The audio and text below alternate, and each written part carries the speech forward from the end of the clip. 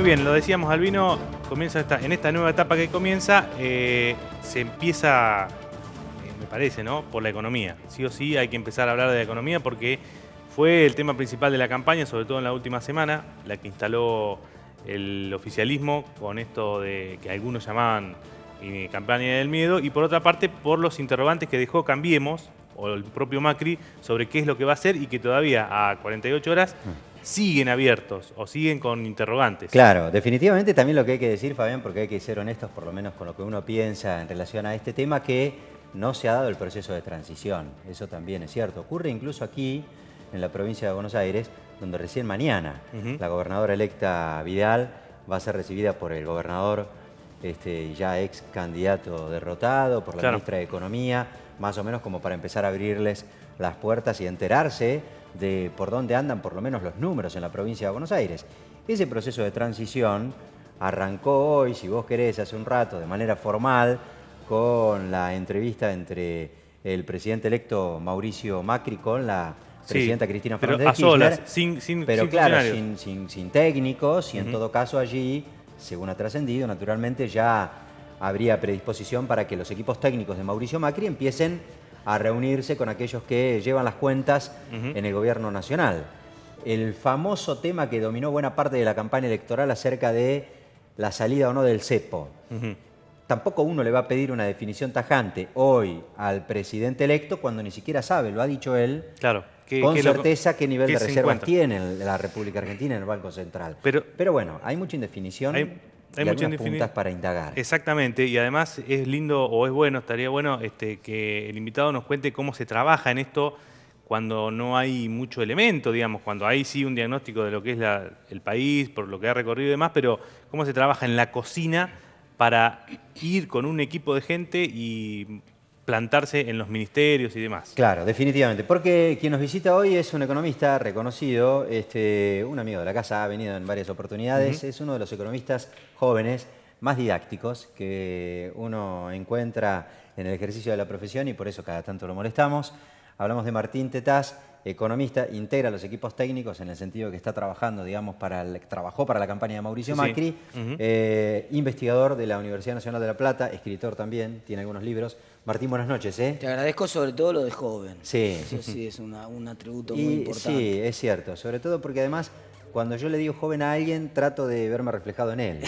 Es casi como una manera de sentirme yo también un poco rejuvenecido. Claro, sí, vos en realidad ves a todos jóvenes, porque en realidad son más jóvenes que vos. Albino, estamos parejos, no te creas. Es cierto, no te creas. Bueno, Martín, ahí más o menos planteamos algunos de los temas sobre los que queremos hablar contigo. Un tema que hiciste, quiero mencionar antes de pasar a la situación nacional, que sé que interesa por ahí más, que me parece que vos metiste un dedo en la llaga, que es el gran problema en la provincia ahora, es el problema en la transición que implica la deuda flotante. Como vos sabés, ¿qué es la deuda flotante? Eso quería contar para la gente. Normalmente vos tenés deuda documentada, ¿no? Que tiene que ver con, bueno, emitiste un título público, emitiste deuda y entonces tenés que pagar las amortizaciones y los intereses de esa deuda, ¿no? Allí está el papel, digamos. Claro, eso está todo documentado, está claro. Viene el ministro, en la reunión esta que decís vos, se juntan el ministro saliente con el ministro entrante y le dice, bueno, mirá, acá tenés, le abre un Excel y le muestra la planilla de flujo de qué le va a entrar en cada mes en función de cómo viene la recaudación de impuestos, de qué va a salir. No es un compromiso de Scioli, es el compromiso del Estado. Por supuesto, eso sí, eso hay que pagarlo sin ninguna duda y le va a mostrar el flujo de fondos y le va a explicar de qué manera está la planificación para cumplir con esos compromisos. Pero hay un montón de deuda, que es lo que se llama la deuda flotante, que no está documentada, que básicamente tiene que ver con atrasos de proveedores. Entonces, hay un montón de pagos de proveedores del Estado, de contratistas de obra, etcétera, que estaban comprometidos y que, bueno, esperá, no salió el cheque, salió el cheque a 90 días, sale a 180, no sale, no tiene fondo, aparece. Pero eso también está documentado, digamos. Eso está expediente o no. Buena parte de la deuda flotante en realidad no está documentada como deuda. Es decir, está el derecho, por supuesto, de la persona a recibirlo.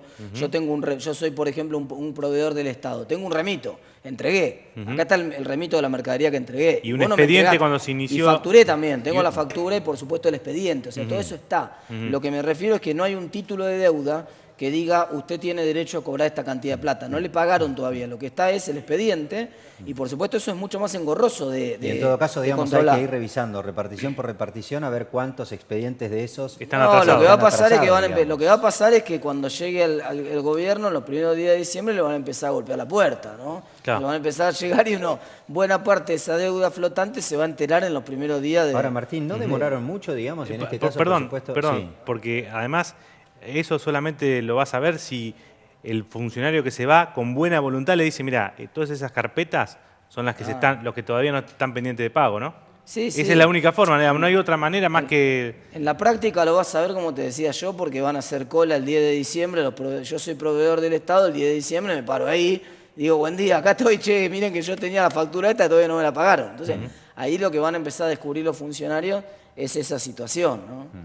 Y cuando uno lo escuchaba a Lacunza, que se supone va a ser, se supone no, creo que ya está confirmado, va a ser el reemplazante de Bataki, futuro ministro de Economía de la provincia de Buenos Aires, hablar de una deuda o de un déficit promedio de entre 10.000 y 15.000 millones de pesos. Ese déficit no contempla la deuda flotante. Claro, bueno, ¿a qué se refería? ¿Al déficit de estas otras obligaciones que hay que ir atendiendo? O no, ese es también el no lo déficit de incluía. funcionamiento, entre la diferencia entre los ingresos y los gastos de un año es 15.000 millones de pesos hoy, lo cual en realidad es un déficit menor con el del que tenía Batakis cuando asumió. Pensemos que en el 2009 empieza el déficit fiscal importante en la provincia, 15.000 millones de pesos de ese entonces, que son prácticamente más cerca de 40 de ahora, ¿no?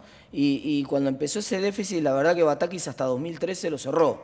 En 2013 prácticamente no hubo déficit, en 2014, perdón, prácticamente no hubo déficit y este año de vuelta hay 15.000 millones, que en términos reales es mucha menos plata, pero son 15.000 millones. Ahora, eso es lo que debe por el normal funcionamiento. Una cosa es el déficit por el normal funcionamiento, es un concepto de flujo, y otra cosa es el stock, es el total de deuda que tiene la provincia. Entonces, obviamente, la deuda que tiene la provincia tiene que ver con el déficit de cosas que no se pagaron, ¿no? Entonces, son dos conceptos distintos. Claro. Aún aunque se pague todo y lo dejen al gobierno actual sin ninguna deuda, dejan un esquema que estructuralmente genera un rojo de 15.000 millones por año. Y ya que arrancamos hablando de la provincia de Buenos Aires, ahora nos vamos al dale. nacional y demás. ¿Cómo es el tema del pago del último sueldo, que se supone que lo va a pagar por el tiempo de recambio el actual gobierno, pero no así el aguinaldo, el medio aguinaldo? Exactamente. En teoría lo debería liquidar el gobierno que se va, porque si no entra Vidal y automáticamente tiene que ponerse a No, liquidar. es que va a ser eso, así, digamos. va a entrar Vidal y va a tener que pagar el aguinaldo. Esta es la situación. Porque Lo que se pasa es liquida que entre el 13 y la el ventaja 16. acá que despeja cualquier tipo de incógnita es que como digamos, es del mismo signo político del presidente entrante, digamos, no va a tener ningún problema porque va a recibir asistencia. En caso de ser necesario, en caso de ser necesario, eso no se sabe. Y bueno, es justamente el problema que estamos discutiendo. Yo creo que sí, que va a necesitar, casi con seguridad lo digo, que va a necesitar asistencia de la Nación para pagar los aguinaldos. De acuerdo con lo que se ha ido conversando ya con los técnicos y en las mesas en las cuales vos intervenís, ¿cuál es la real cuestión, digamos, con la que se va a encontrar Vidal en este sentido? Hoy por hoy la provincia está al borde de alguna cesación de algunos pagos, está en quiebra, está funcionando. ¿Cómo es el diagnóstico básicamente que ustedes hacen? Por eso te decía que en realidad la gestión de Batakis fue una buena gestión en general, porque es una gestión que recibió una situación muy deficitaria para la provincia.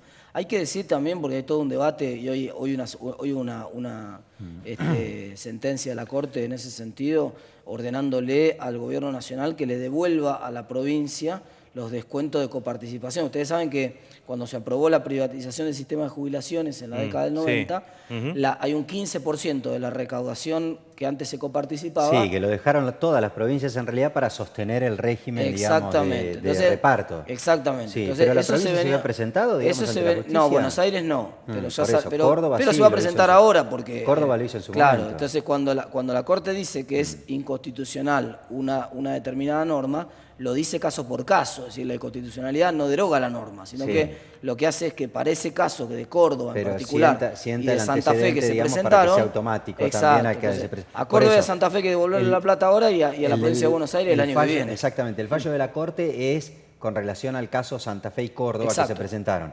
De todas maneras, también, Martín, eso es una decisión política, digamos, porque era muy claro en ese sentido, y se supone que Mauricio Macri por ahí no tiene ningún inconveniente, tratándose de una gobernadora de su mismo color político, más allá de que por ahí con otras provincias hace exactamente lo mismo, resolver esa devolución. Y no, listo, seguro, más seguro. Con este fallo, yo lo que quiero dejar claro en esto es que la situación de la provincia, en general, de las provincias en general, pero la provincia de Buenos Aires en particular, sí, es una situación compleja, pero no por el problema de los ingresos.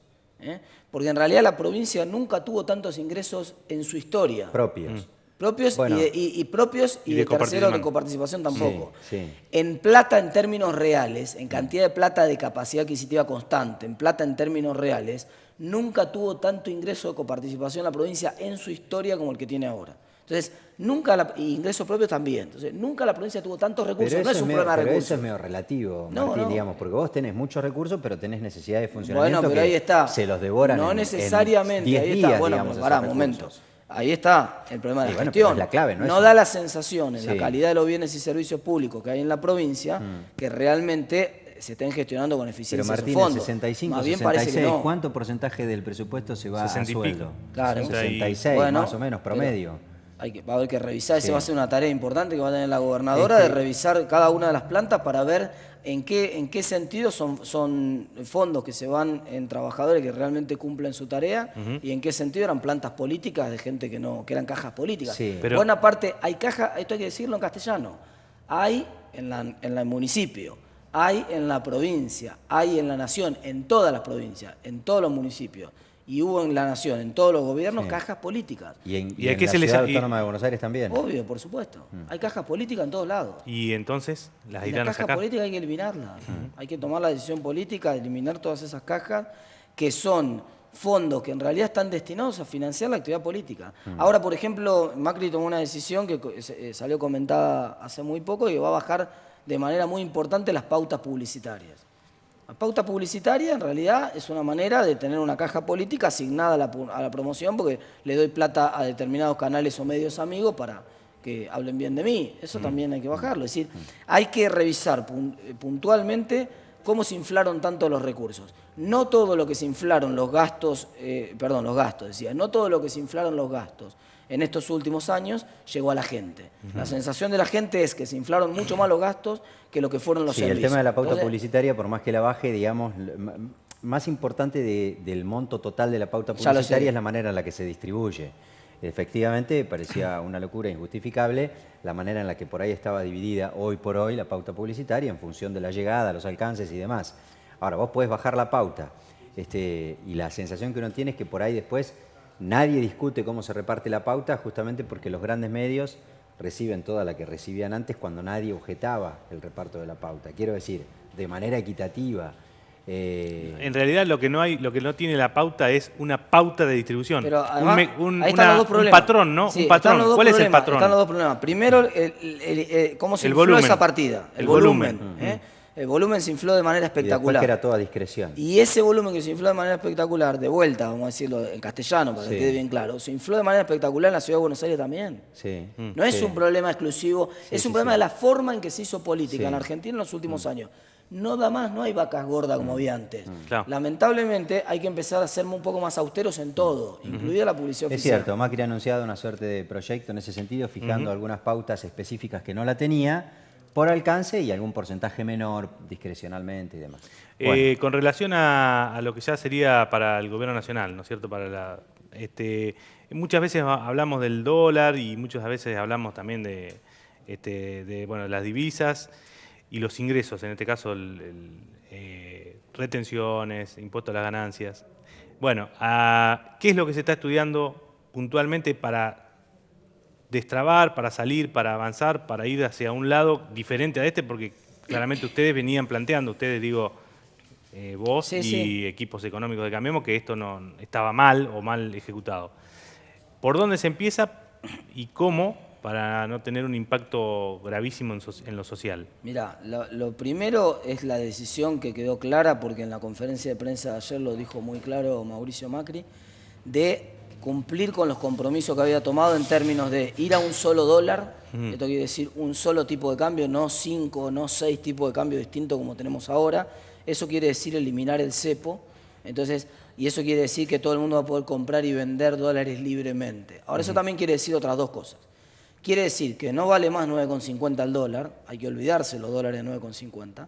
Y quiere decir también que la apertura del cepo casi con seguridad se va a hacer primero hacia adelante y luego hacia atrás. Déjame poner esto en castellano, ¿no? El primero hacia adelante quiere decir que a partir de los ingresos que vos tengas el año que viene, como trabajador, como empresa, puedas comprar dólares con tus ingresos. Comienza a funcionar con normalidad la economía 2016, pero que para atrás, lo que vos ya tuviste acumulado en pesos, que hoy capaz que lo tuviste que depositar en un plazo fijo porque no podías comprar dólares porque estaba el cepo, para atrás todavía no se puede abrir. Porque para atrás va a demorar. Faltan dólares. Porque digamos. faltan dólares. Ajá. Claro. Entonces, Bueno, esto es casi un adelanto, un anticipo, mecanismo, es una medida concreta no, que, esto que Macri... Todavía, Fabián, seamos prudentes. Todavía ni siquiera sabemos quién es el ministro. Yo tengo una Está bien, pero digo... Pero todavía no anunció las medidas formalmente. Porque ¿sabés qué? Yo te pregunto, te digo lo que se está conversando y lo que es muy el probable diario, que ocurra. el diario Clarín, hoy, todos los diarios, en realidad creo que también habló con algunos otros diarios, Macri. El ingeniero Macri. El diario Clarín dice, en la entrevista, digamos, de la apertura del diario, el cepo, ¿cuándo se levanta? Contesta cortito, el 11 de diciembre. Claro. Ahora, das vuelta 4 o 5 páginas atrás y dice, Macri anunció que el cepo se levantará gradualmente con 2 a partir del 11 de diciembre. O cuando la Argentina tenga otro tipo de condiciones cepos, y demás. Hay muchos cepos. Sí. El cepo es la prohibición para comprar dólares. Entonces, hay muchos cepos.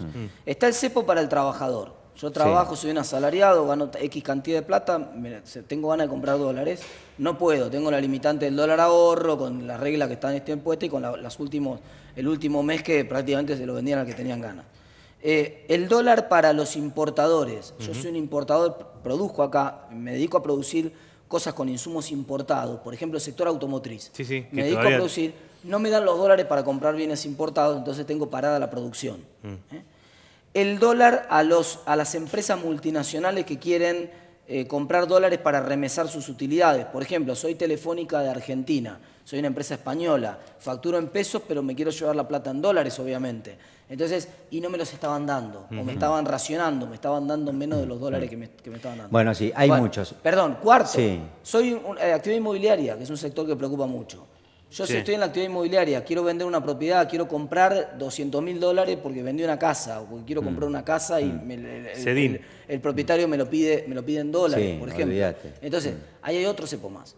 Entonces, y finalmente, el cepo del ahorrista, el último cepo, el del ahorrista grande, que dice, yo tengo 2 millones de pesos, no quiero tener los 2 millones de pesos en pesos o 20 millones de pesos, lo quiero tener en dólares. Ese es otro cepo. Ahora, digamos, a ver, vos lo que querés decir con esto es que, por ejemplo, alguien que está a punto de comprar una propiedad, hasta que se cambie la cultura de que se compren o vendan acá casas o inmuebles en pesos, digamos. Hoy por hoy se siguen vendiendo en dólares en parte y además sí, en parte no, te piden billetes hay mercados verdes. que se especificaron bueno, mucho. Bueno, perfecto, bienvenido sea, ojalá ocurra. Si vos te querés comprar algo, justificás ante la AFIP, por supuesto que deberás justificar el ingreso que te permite comprar, y en ese caso, qué sé yo, te compras una propiedad de $55.000 y te lo deberían vender a precio oficial.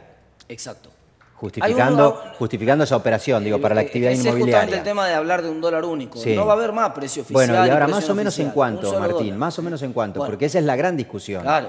2 preguntas. La primera, ¿en cuánto se equilibraría? Y después inevitablemente vamos a tener que hablar sobre todas las especulaciones acerca de cómo impacta eso en la economía real y en los precios. Claro. Mirá, no voy a esquivar la pregunta, te lo voy a contestar bien, pero quiero que entendamos que hay un tema de expectativas que es crucial acá, para determinar el valor. Vamos a poner un ejemplo, no digo que sea exactamente este el número, pero vamos a poner un ejemplo para que la gente entienda dónde estamos parados. Obviamente 9,50 no. Y obviamente 16 tampoco, porque 16, o mejor dicho 15 con 10, hoy está 15 con 15, más o menos. Si vos querés 15 con 15, das la vuelta y te lo comprás. Y si querés dólar legal, lo que llaman dólar bolsa, no hablemos del arbolito. 14 y pico. 14 y pico vas y lo comprás. O sea que ese famoso hoy, con liqui. Sí, o el dólar bolsa en general. O sea que hoy hay opciones de dólar legal a 14 pesos y monedas en Argentina. Y libre para que uno pueda, o bastante libre para que uno pueda ir a comprar dólares a esos valores. O sea, en realidad estamos pensando en un valor en esa zona, digamos, cuando uno piensa qué es lo que probable que ocurra en Argentina. Ahora fíjate, En Argentina hay, en todas las cajas de seguridad y en los colchones de los argentinos, no afuera, acá, cerca de 100.000 millones de dólares. El número, por supuesto, vos recién decías otro. El número es una incógnita porque no se sabe. No se sabe, pero no las estimaciones son que hay alrededor de 100.000 millones acá, más otros tantos afuera. Pero acá en Argentina, cerca de 100.000 millones que están fuera del sistema, pero están en la Argentina. Entonces, o sea, si eso se volcase todo al sistema, si bajaría a 8. Exactamente, A 8 baja. Ahí está. En el Banco Central, ¿cuánto se calcula más o menos que hay, por ejemplo? Probablemente queden 5.000 millones y para el 10 de diciembre probablemente queden 2.000. Para tener más o menos una estimación. Sin los de swap. 2.500 de 2.500 millones del Banco Central a 100.000 millones en la calle. Exacto. O sea que en realidad el problema paradójicamente es que, a diferencia de otras crisis en la Argentina, el que se quedó sin la plata ahora es el gobierno que se quedó sin los dólares, pero la Argentina tiene los dólares. Sí. O sea, los argentinos tienen los dólares. Ahora, bueno, la gran pregunta es ¿y cómo haces para que te los den? Ahí está. Entonces, ahora, la gente no tiene ganas de quedarse con los dólares abajo del colchón, por una razón simple. Yo lo decía el otro día, en otro medio también, ponía esta metáfora que es una cosa simple. Tener dólares guardados es como tener un hijo adolescente que no labura. Claro, porque vos todos los meses le tenés que pagar la mensualidad a tu pibe. Y acá pasa lo mismo. Todos los meses la caja de seguridad la tenés que pagar en el banco. Y todos los meses tenés inflación en Estados Unidos, que es poquito, pero hay todos los meses un poquito de erosión. Entonces, la verdad que es un pésimo negocio. ¿El dólar está en plazo fijo en dólares? No, está en cajas de ahorro. El dólar está de seguridad. En cajas de ahorro. El plazo fijo en dólares es el que supuestamente está en el Banco Central, ¿no? El plazo fijo en dólares está ahí. Exacto. Ese. Perfecto. Exacto. Las cajas de seguridad son las cajas las que cajas de seguridad y las cajas, sí. Exactamente. Si vos vas a sacar hoy a un banco una caja de seguridad para guardar tus dólares, no hay. Está todo ocupado, ¿no? Eso quiere decir que hay un montón de dólares en el sistema. Entonces, esos dólares tienen ganas de volcarse al sistema productivo para generar, para invertir, para multiplicarse, claro, como cualquiera que tiene plata. Yo no quiero tener la plata bajo el colchón, quiero producir. Bueno, y entonces el problema es que nadie va a entrar en un negocio en el cual me van a pagar 9,50 por cada uno de esos dólares, porque solamente reteniéndolos, yo sé que dentro de poco me van a pagar cerca de 14. Claro. Y hoy, salvo que te dediques al narcotráfico, ninguna actividad es tan rentable en Argentina como tener una rentabilidad de 40 o 50%. Entonces, nadie en su sano juicio va a vender sus dólares 9,50. Ahora, perfecto, está totalmente bien y estoy de acuerdo. Entonces, la gran pregunta viene lo que decía Fabián recién. Si todo el mundo empieza, en algún momento se convence de que ya el dólar no sube más, y de que llegó un dólar razonable, no sé si ese dólar razonable es 14, es 15 o es 13,50. Esto es la precisión que es imposible. Hay que definir eso. Es irresponsable, además, de mi parte, si yo diera un valor en ese sentido.